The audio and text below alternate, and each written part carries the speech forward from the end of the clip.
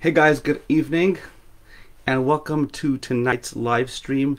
Today is actually exactly 17 years since me and Malky got married.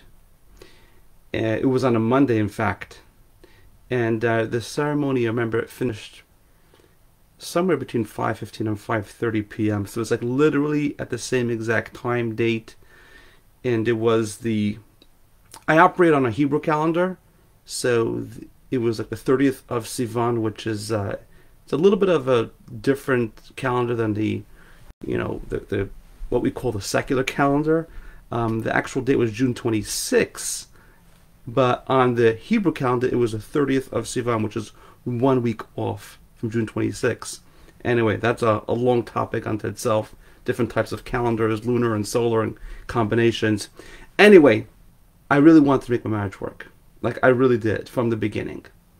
And it took about a couple of months till I realized that I was not skilled. I did not have the tools. I was not equipped. I was not ready for marriage, despite my sincerity, despite my best effort, despite my best intentions. And that really began a lifelong quest, which has been about 17 years so far, just a little bit under 17 years, of really trying to figure out and understand what makes marriages work and what makes them not work. And even though I was on this journey, my marriage continued to every now and then get worse and worse over the course of quite a few years. And I don't want to focus so much on my story. I spoke about it a couple of times over here. I want to talk about what I learned over time from my marriage. And when I say I learned from my marriage, it's not like one day I woke up and learned something. I had to learn the same lesson like 100 times till I learned it. So it's not like one particular point, although there are certain things I remember clearly. For example, in 2015, December of 2015, sitting on the couch in our Brooklyn apartment, looking at my wife and feeling like I don't understand how we got here. I don't understand how after 9.5 years of marriage, my best efforts have still led me to the point that I feel like I have totally and utterly failed in my most important relationship. So that was like a specific thing that I remember. But generally speaking, when I'm sharing the lessons that I've learned, it is really an accumulation of a lot of pain, and I mean a lot of pain. Now, some of these things, in fact, most of them, I've also seen when working with other guys over a period of, many years. From 2008, I started helping other men in premarital counseling in my religious, faith-based community.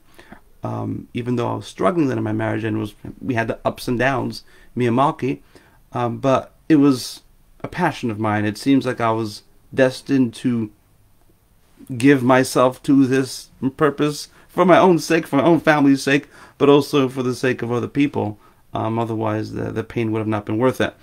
So I'm just giving you an accumulated thing that I've learned. And one of the things that I've learned is that, number one, here comes, if you're taking notes, number one, is that every guy has to have his own understanding of what's going on in his marriage, independent of what his wife says. In other words, I learned that I need to know how to read my wife, read her intentions, read her emotions, predict her next move, and I cannot be dependent on her opinion. I cannot be dependent on what Malky is going to say she needs for the relationship.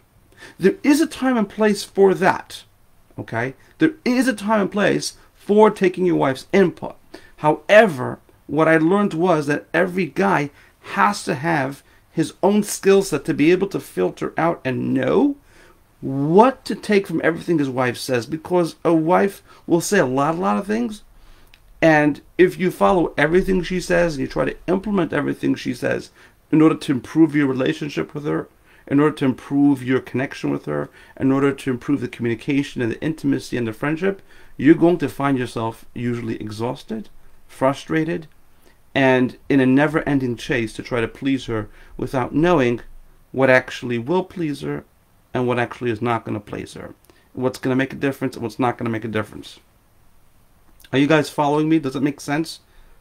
How many of you guys have, been through this where like you do a lot for your wife, either because you're guessing or because she's asked you to do things in order to work on the marriage, in order to fix the relationship, and you know in your heart over time, over months, maybe even years, that your effort is not really helping you create and keep the type of relationship that you want, right? So I'll check the comments a bit later. I see some comments coming in over here. All right, cool. I can't keep up with all of them, but yes, I will check them later. So everybody has to have, so I learned that, okay, I have to have a space in my own skill set, in my own screening ability, in my own ability to filter out what she's saying and know, okay, from these 10 things, this one thing is the most important, the other 7 are a waste of time, and the other 2, if I actually listen to her, I'm actually going to make the marriage worse. And the obvious question is why? Right? Why would I make the marriage worse by listening to my wife? So what I learned over here is that women, number one, women very often want their husbands to figure things out. So they will not say everything. Number 2, women are looking to feel a certain reality. They're looking to feel a certain something. That feeling that they're looking for, whatever feelings mean, is actually vague and very confusing, not just to you, but also to your wife. And so if she gives you a list of things, if your wife is giving you a list of things to do, what she's really looking for is a certain feeling. And if you know what that feeling is, and if you know how to reach that feeling, fine. If not, you can do the entire list, everything she has on her list, and she's still going to complain about you, about what you're doing, about what you're not doing, about what you were supposed to doing, about what you misunderstood, about what you did wrong. And she may even think or even say to you, hey, you should figure it out. You should be the man. You should know. This happens very often. Let me know if it happened to you. It's a safe space. Only men over here. Besides my wife, and she's cool. Okay? So I learned that a guy has to have his own ability to filter, because if you just go based, if you're not feeling connected to your wife, or you're already in the divorce or the separation process, and you just listen to what she says and her suggestions and her, her opinions about, I need space, or I need this, or I need that, I could virtually guarantee you that you're, number one, going to waste your effort, and number 2, highly likely you'll make the situation worse. Because you're not going to reach the feeling that she really wants. She doesn't even know what is that feeling, because she's trapped in it.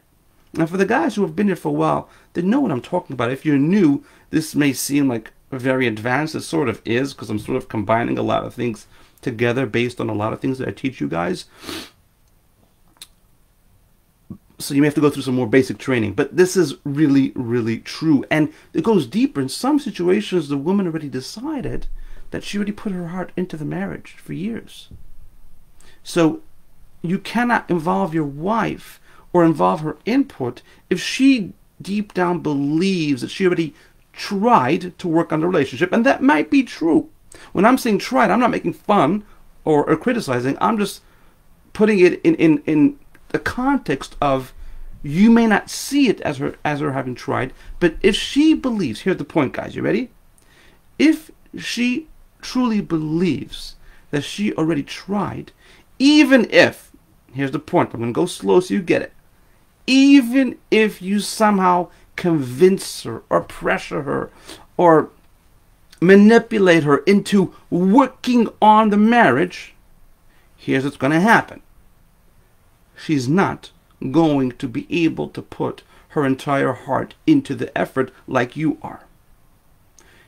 If you are working to save the marriage, if you're working to transform the marriage, if you're looking to recreate that emotional connection with her after not realizing for a long time that you were missing an action or you weren't giving her what she needed, and you somehow convince her to join you, I can promise you she will not put her heart into it. And if she doesn't put her full heart into it, she's not going to be able to appreciate your efforts. She's not, and most importantly, and this is the saddest part, she will not be able to give you feedback, helpful, honest feedback that actually allows you to become the man and the husband that you need to be, that allows you to step up to being the husband she needed you to be, because she's trapped in her feelings. She's trapped in the belief that she already invested her heart, and once a woman believes that, she cannot put her heart into it. So she'll give you maybe superficial information. She will not go deep. She's not able to.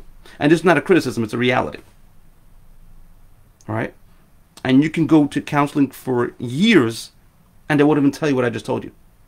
And that's the reason why counseling usually fails, because they ignore this reality of what's going on in the woman's brain, in her belief system, in her psyche, in her personality. All right, guys?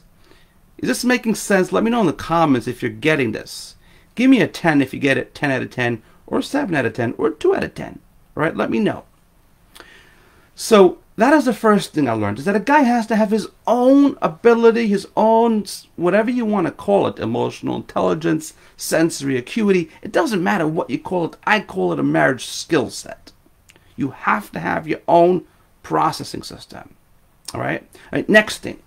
Another thing I learned, and this is one of the most powerful things, is that over time, I wish somebody said this to me when I got married, but nobody knows this, so they don't get it. I mean, even people, here's the thing, I'll go deep. Even guys who have good marriages, they don't understand why they have a good marriage. I can't tell you how many times I spoke to people who have a good marriage, but they're literally unable to help somebody else who has a bad marriage, or has a troubled marriage, or a painful relationship. Right?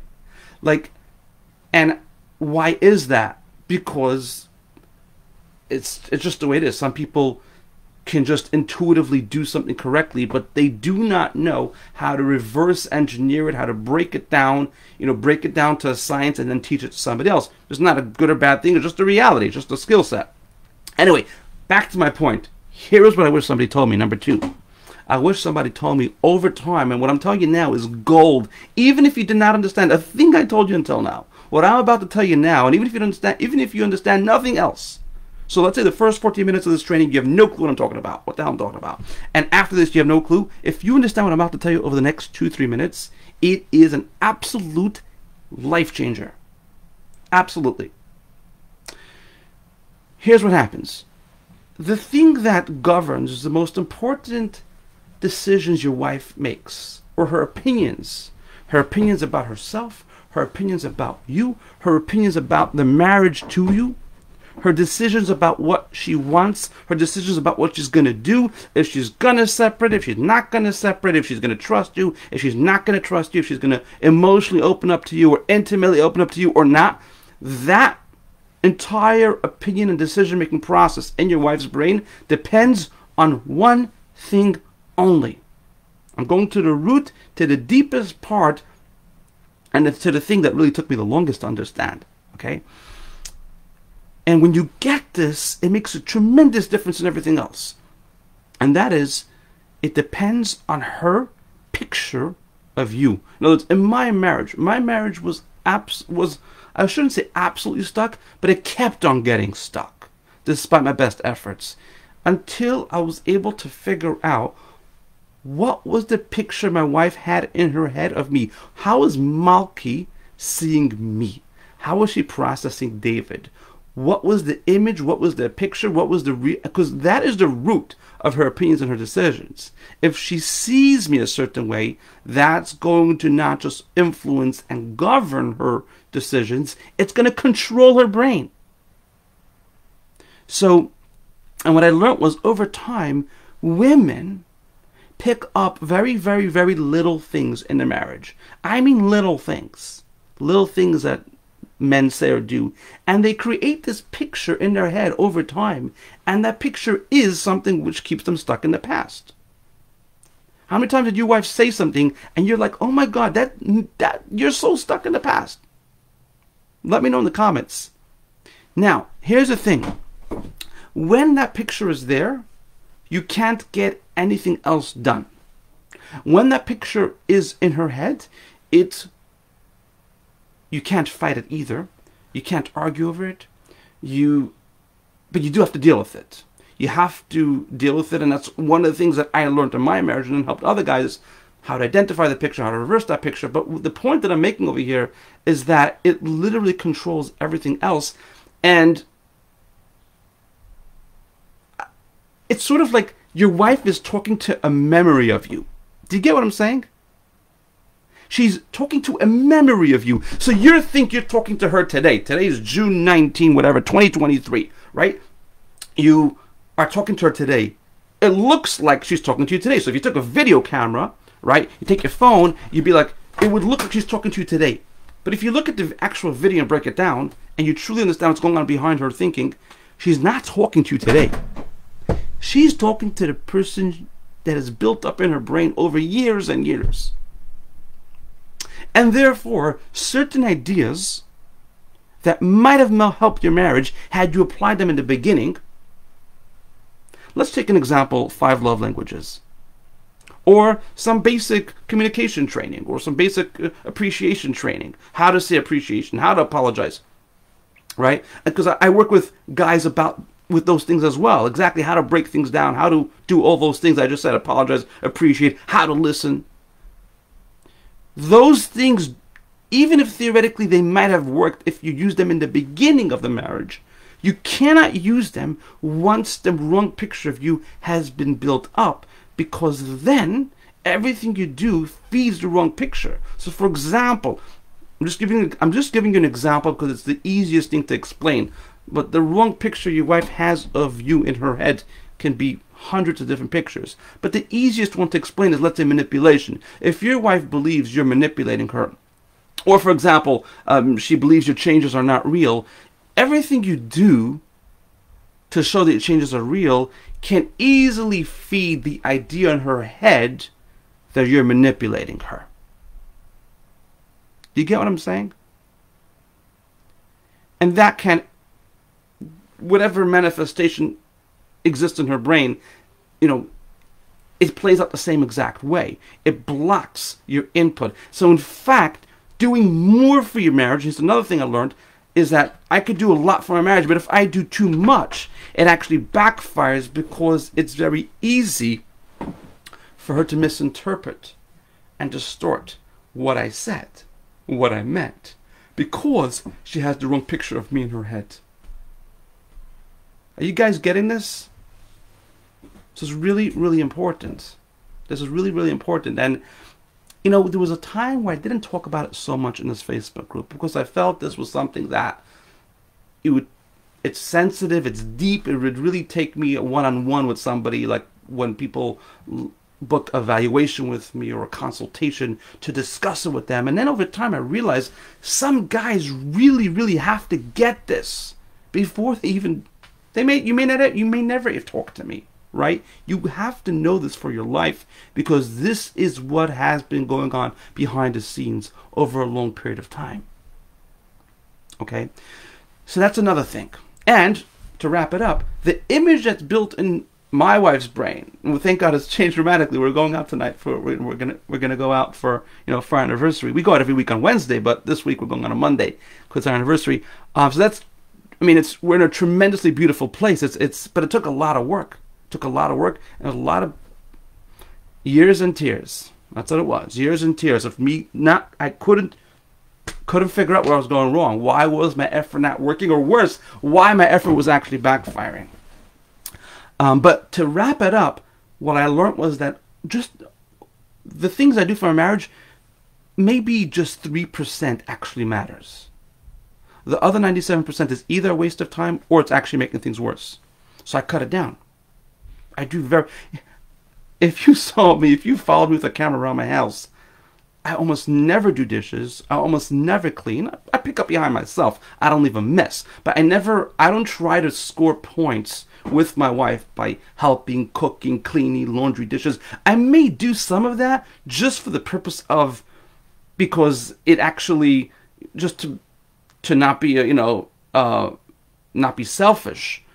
But I never do it in order to improve the marriage, because it doesn't. Guys can do things for the marriage like that and stay stuck for years. Being a good dad won't make your marriage better. Helping around the house won't make your marriage better. It can go on and on about it, and check out the other videos in this Facebook group and you'll see what I'm talking about. All right? But now, next thing I learned is that when this image is stuck in my wife's head, there's no point to focus on what I call symptoms. Sometimes I call it the fruit, right? In order to, some guys worry about the fruit of the marriage, like the intimacy, the communication, the trust. Those are fruit. They're not the root. They're not the tree. They're not the beginning where the problem starts. So I learned that you gotta go deep. You have to be willing to take the time to go deep, to understand for yourself. 1 second. Which part of my interaction with my wife, of my communication with my wife, which part actually is making a difference and which part is not, and which part is making things worse, and which problem that we have in our marriage is not the, here's the most important thing, which problem that we have is not the real problem. It's just like, you know, if someone, God forbid, has cancer, they may have pain and a headache. They may throw up. They may lose their balance. They may have difficult sleeping. They may have some other form of dysfunction, God forbid. But the problem is the tumor. The problem is not the vomit. The problem is not the pain. Those need to be treated. Painkillers are important, but that's not the solution. And similarly in a marriage, that I need to go deep. And for me, going deep was, for example, for me, one of the things that I needed to uncover was, and this is very, very, I'm saying it in a minute or two, but it took me years to figure this out, how to unblock unconditional love. How to behave and interact with my wife in a way that she could actually feel and trust 100% of my unconditional love. Because I realized, and this was the epiphany I had, the epiphany, it was painful, it was very painful. It was just like I was sitting there and she was talking at me, not even talking to me, like December of 2015. And I remember, because I went for a walk that night, it was Friday night, and I was miserable. And like the city bus like rushed right past me when I was like spaced out. I was like inches away, if not a foot or two away. So I remember that so distinctly because it was a little bit freaky. But the thing that struck me then, sitting on the couch, was I don't understand. Why is it that I feel in my heart 100% unconditional love for my wife, but I know for a fact that she does not fully feel it and trust it? Because there's no way she would say this, this, and this. There's no way she would behave towards me or talk about me in the way she was if she truly felt and trusted my love. So to me, that was something I had to go deep on. That was a fundamental issue. That wasn't a symptom. The communication in my marriage, or the lack of communication, or the arguments, or the bitterness, or the shutdowns, or the withdrawing and the ignoring, that was a symptom. They were painful symptoms, but they were symptoms. What else? Just in the interest of time. Now, the other skills are important. I want to wrap up with this. The other skills are important. In other words, it is important to know how to listen to my wife. It is important to know how to apologize. It is important to know how to appreciate her. But if I do those things prematurely, without truly unlocking the fundamental issues, and without truly identifying the picture she has of me in her head, not only it's going to be useless and frustrating to me, it's actually going to feed the wrong picture of me in her head. Do you guys get this? Do you see how this is coming together? I mean, this is the best we can do in 25 minutes, but this is really, really things that I wish people told me, you know, when I got married. But looking back, it seems like God had other plans, and that I was meant to learn from my own pain.